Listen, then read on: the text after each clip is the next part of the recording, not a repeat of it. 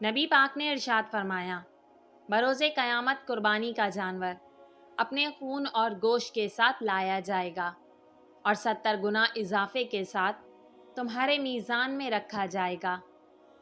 پیارے نبی نے ارشاد فرمایا، جس نے عیدین کی رات یعنی شب عید الفطر اور شب عید الاضحیٰ طلب ثواب کے لیے قیام کیا، اس دن اس کا دل نہیں مرے گا جس دن لوگوں کے دل مر جائیں گے۔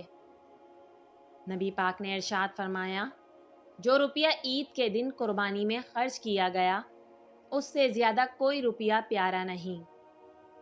پیارے نبی نے ارشاد فرمایا، ترمذی شریف میں ہے کہ یوم النحر میں ابن آدم کا کوئی عمل اللہ کے نزدیک قربانی کرنے سے زیادہ پیارا نہیں۔ طبرانی شریف میں ہے، جس نے خوش دلی سے طالب ثواب ہو کر قربانی کی وہ اس کے لیے جہنم کی آگ سے پردہ ہوگی۔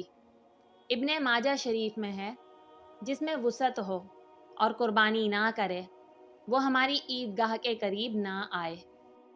ابن ماجہ شریف میں ہے، قربانی کے جانور کے ہر بال کے بدلے میں نیکی ہے۔